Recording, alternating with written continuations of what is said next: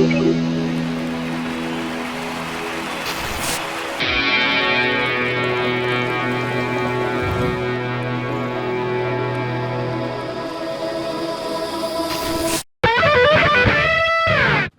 we're back for a new episode, and we're joined by the great Richard Magid, but also we're bringing in our mentee today, and that is Jarrett Birnbaum. Jarrett is a graduate of the University of Maryland. Welcome, Jarrett. Thank you. Thank you for having me. It's great to have you. You have a great, interesting story about pivoting your career and becoming an entrepreneur. So it's fitting that Richard is here, the ultimate entrepreneur, and of course, Bill. Hi, Jerry. Good to see you. Thank you. So it's really good to be here. So let's jump right into it. Give us your background and your story. Yep. So like you said, graduate University of Maryland. Went to college. I was majoring in public relations. Didn't really know what I wanted to do. Something in sports media, but wasn't really sure. But I always had an interest for the creative world. I was very drawn to it, movies, things like that. And when I was in college, I picked up my first camera, just playing around with it. Didn't really know what it was, just really for fun. Didn't know what I was going to do with it. And within like 3 days of getting it, I got my first photography job, which is not what I wanted to do. I wanted to do video and just play around with that. But I got my first photography job, and it kind of exploded from there. So I graduated college, had a couple like steady corporate jobs. Actually was in software sales in the beginning.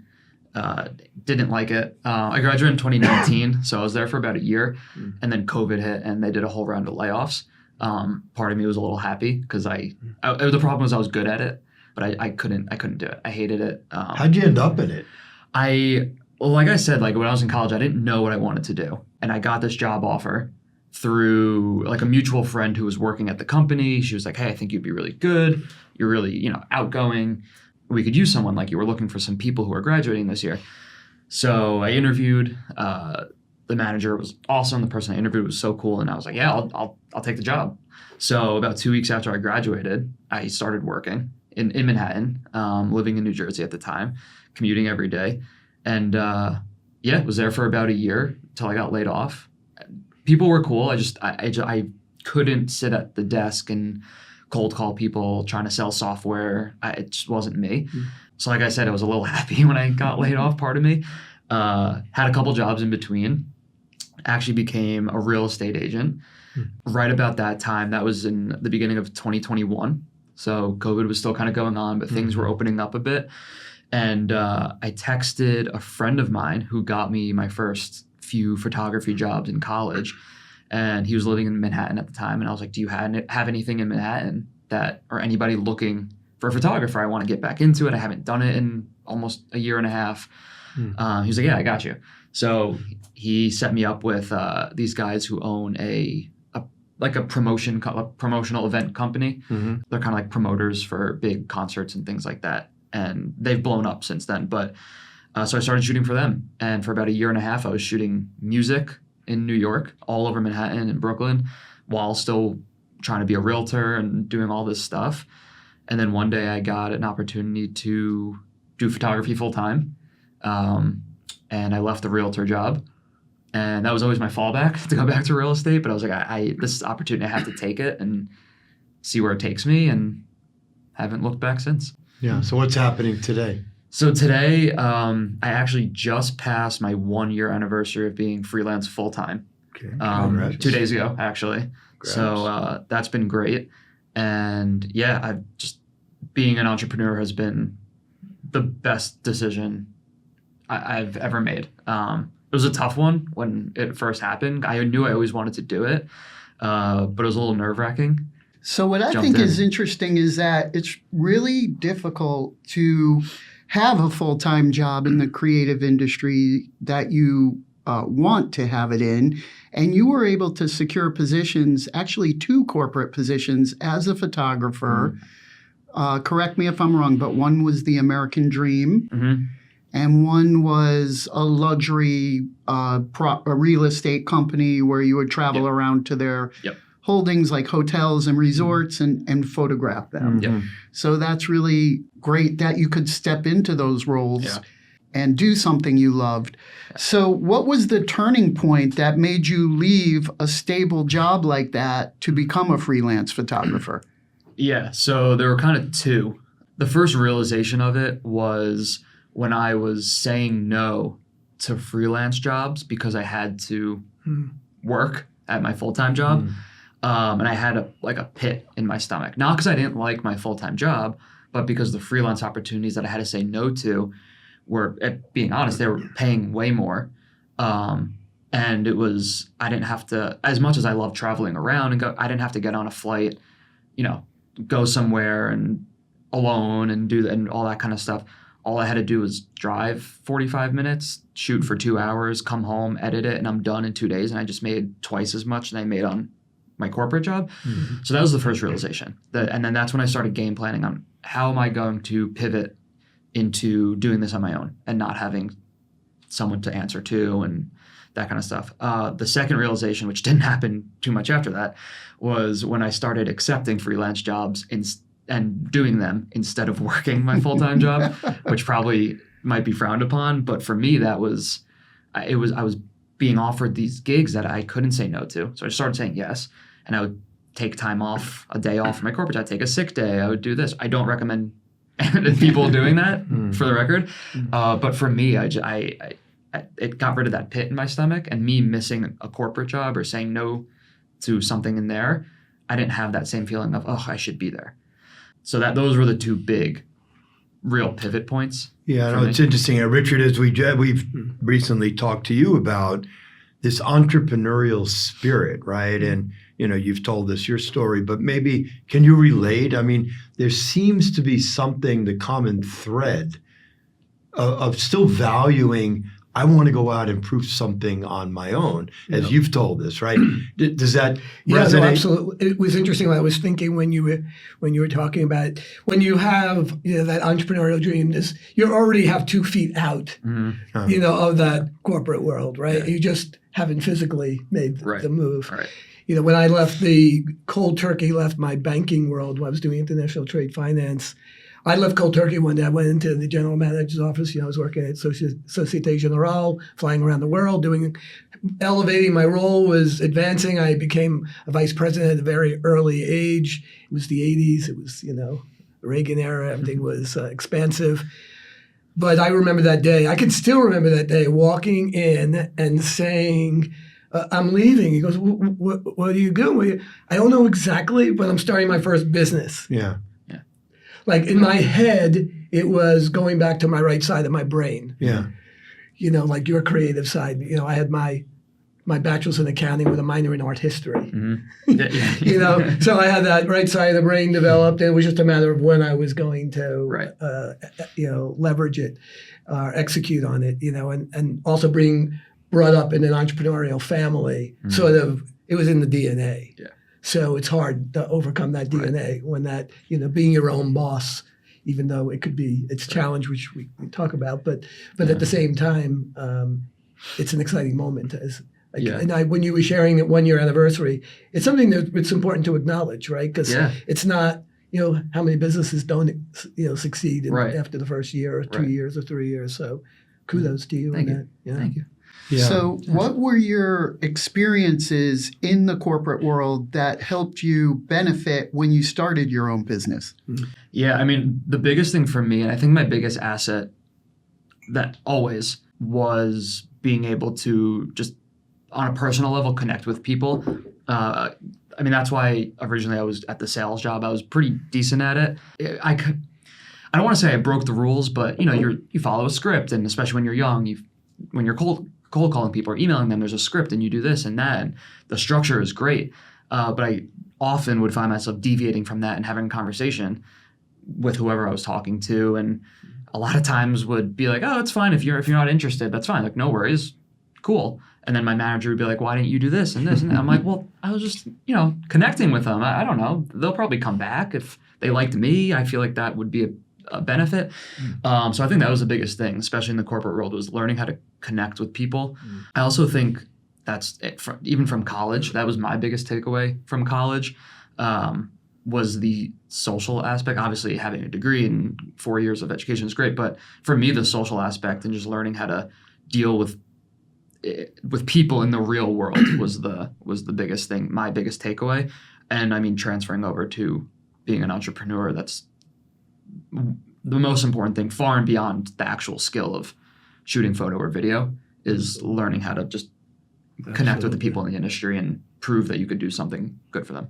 Yeah, so it doesn't sound like, but expand on this, in the sales roles and the quote corporate environment, was it in any way, I have a bad manager or I don't like my team, which you often hear, right? Yeah. In your case, you just wanted to pivot to a passion, sounds like. Yeah, I mean, the sales role, such a cool company. It's an AI company. Okay. Before AI really took off. This was 2019 into 2020. Wow. So like right on the cusp of things happening.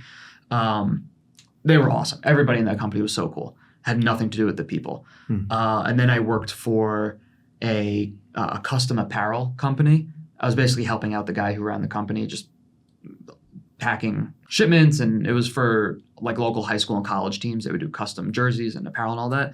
That was more of a part-time thing where I just wanted to gain some different experience, had some time, had some money saved up.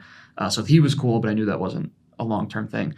When I went into real estate, I was working for one of my really close friends from college who was a couple years older. So again, nothing to do with the people. Everybody was really awesome. It was just every step I took was, I don't feel 100% comfortable. There's something missing. I have like a weird thing in my son where it's like, why don't I feel complete? I feel like I'm not doing enough, or there's something missing that I'm not doing to feel fulfilled. So that was really it. Yeah. Richard, you've broadened out and pivoted to so many different things. Can you relate? I mean, well, the interesting part of what you just shared, right? Something didn't feel right. Right. Right. And we talk about core values. Yeah. You know, when you truly have a good understanding of, who you are, what drives you, what motivates you, what feels in alignment. We always talk about with physical workouts, strengthening your core. It's the same way with your core values. The more aligned you are to your core values, the more you know this is wrong, this is right. Yeah. This feels easy, even though it might be hard on a day-to-day basis. It might be even more hours than a 9-to-5 job. But when it feels aligned, when you truly know that essence of who you are, how powerful that is to being able to make the right decisions. And when I left the trading floor, it was all about, and I didn't even know what core values were when I was on the trading floor. There were none. But when it came to going through an exercise and saying, okay, these are going through an exercise and having that realization, that was at 42. Doing that now, or when you did that, is a beautiful thing, because now you have that always to align back to. Right. And one thing that stands out, if you notice, every time Jarrett tells us about an experience, he's calling a friend, he's texting a friend, he's working with great people. It's all relationship based. Yeah. Expand upon that a little bit. Yeah. As of right now, over the past 12 months or so, 99.999% of my business is from a network, from referrals, word of mouth, meeting people at events that I'm shooting.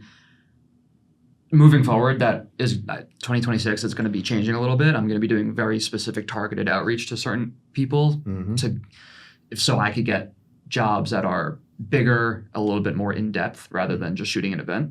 So that's part of the plan. But over the past 12 months since going freelance full time, everything has been through a network. I mean, when I first started, like I said, I texted a friend saying, anybody in New York that needs a photographer? He's like, so that started that. And then from those, I met a bunch of people. I had the opportunity to shoot for some of like the world's most famous musicians and DJs and artists around New York. So I got to meet some awesome people through that, which then expanded that network.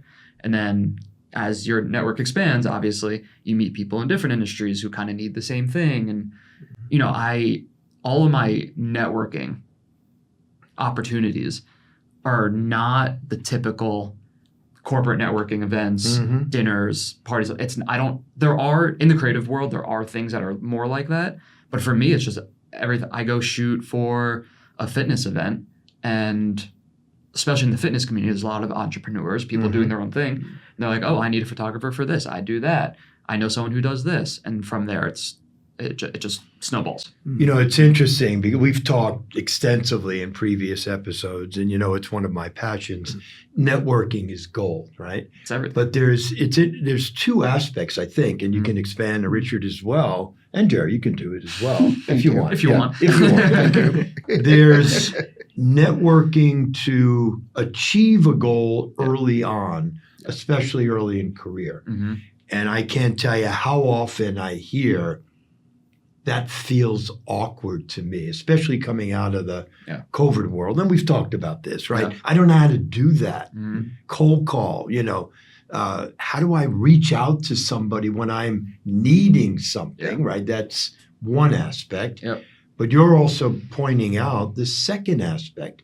Once you're in a situation, it's your greatest marketing tool because you're expanding internally, so to speak, your network, right? Yeah. Does that make sense? Were you awkward ever about in your college years at Maryland? Hey, I need to get a job. I need to reach out to somebody. Were you okay with that? Personally, yeah. You were? I was okay. I've always been very comfortable in settings where talking to new people and meeting new people. Okay. I know a lot of people who are not like that, Right. which is probably more normal. Also, I was lucky where I went through all of my school and got a job before the COVID era, where I think that really hurt a lot of people who, I mean, a year or 2 years, 3 years younger than me, who at this point we're all in the same professional group, so to speak. But the difference was massive. But yeah, I've always been pretty comfortable doing that, luckily. I also think a big thing, part of what you were saying, is that in the corporate field, you know, we'll use someone who's like an accounting major in college. If you're an accounting major in college and you're looking for an internship, that internship is looking for somebody you can't get accounting experience without having an internship, right? So to speak. So if you're 20 years old, you want to be an accountant, you go find an internship. It's not expected that you prove that you have done this. The only proof you need to show is that you're able to fit in and that you're working towards becoming an accountant. Yeah. In the creative field, I never had a creative internship or anything like that. But in the creative field, they offer a ton now with social media and everything. You have to show that you've done something though. So in order to be successful, you have to be someone who's comfortable going out and doing something on your own, right? Because if you're 20 years old and you're applying for a photographer's internship with a sports team, they want to see that you've shot sports before. You can't go and be like, oh, I've never done it, I'm just interested in. They're going to be like, okay, we're not going to choose you. And I learned that the hard way. I applied for, even as a photographer, I applied for multiple sports teams, went through the interview process, and they were like, you're good, but all you have is music photography. This was when I was back then. All you have is music. This doesn't translate to sports. And at this point, I was 22, 23, 24. I've been shooting for a few years. So I had to go get sports, which is now most of my business is the sports and fitness world and companies within that world. But so I had to go reach out to people and be like, hey, I'm a photographer. I don't have much experience in this world. Let me shoot once or twice for free and I'll prove to you we're good. And then, we go from there.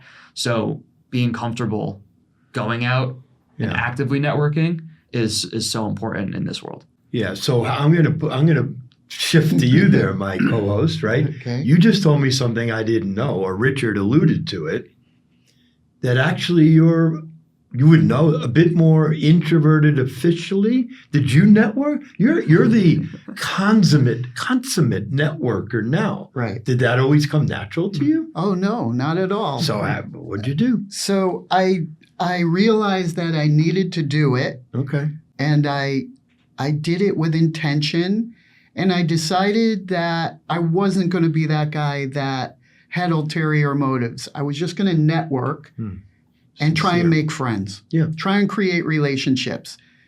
By the way, you and I met, we became friends. Richard and I met over 25 years ago. He's one of my best friends. So while we met under conditions where maybe we were seeking a corporate relationship or some kind of business relationship, we became friends, and that was always my goal. What I realized later in life was that was the key to my success. I had no ulterior motives. I was just out there trying to meet nice people, kid around. I had to be out there getting my name out, and naturally, people started thinking, oh, I need this. That's when you call Jerry, because I was branding myself as well, right? So it actually ended up being one of a part of my greatest success was that someone as experienced and kind as you would say you're the consummate networker, right? Right, but that's your brand today. You know that, right? I do. You want to. It's so funny that you talk about that because I always say you can network to sell, and we all know what those people are like when you're in an environment. It's not authentic. Right? They're coming at you with the heavy hand and the big smile, or you can network to build an influencer network and trusted relationships and friendships. And those are the ones that are going to open the doors to many doors versus closing the deal in the middle of a room after you ate the rubber chicken for lunch. They're not sustainable, right? That doesn't mean you can't obviously close a deal, in those environments. But if you're really looking to build sustainable relationships, you leverage being your true self, being interested in people, being curious about people. And that's, if you go in that way, it doesn't have the same energy to it, the same pressure that you have if you're going in there and you say, I have to come back with 4 leads. When I hear that, I cringe. How about come back and you build 3 relationships or 1 relationship? Because that's going to change And what we're things. hearing is that's what bothered Jarrett about a job he was successful at. Yeah, exactly. Because he's a genuine person. Right. So when he was able to shed that and become genuine, Exactly. everything opened up. Exactly. You didn't have to smile for dial for dollars. And, Right, exactly. And it just feels Right. wrong. It feels not natural, right? Exactly. And how much of it was luck? What percentage of your success would you say At the is sales luck? job? At what anything? you're doing now? Yeah. God. A good amount, honestly. But I don't think of luck as luck could be right place, right time, but it's also just happened. You put in the work to get to a certain spot, and then you're just lucky that when you get to that spot, there's someone there that could push you even further. So a perfect example would be if this summer, I shot for the New York Mets minor league baseball team, the Brooklyn Cyclones. I pushed to get there, right? It wasn't luck that I got there. I reached out, I did the work, I proved myself. And then while I was there, I met ball players and people just out of luck who from there, they were like, oh, I know this person. So it was lucky that person was there. So I think a huge portion of just everything that I do, I think everything that a lot of people do is luck, but you have to put yourself in a position to get lucky. You create your luck. Yeah, exactly. I believe you create your luck. Yeah. Right? Yeah. Because you have to be open to even talking to those other people. You're there for a job. Exactly. If you don't turn and show interest in a person, Right. then you don't get the opportunity to have a dialogue that you never would have had otherwise. Exactly. Right? So, And sometimes it's just right place, right time. yeah. By pure luck, it happens. But I think most luck is like you said, you have to create it, or at least create the circumstance where it's able to It's a good way find of you. saying it. Yeah.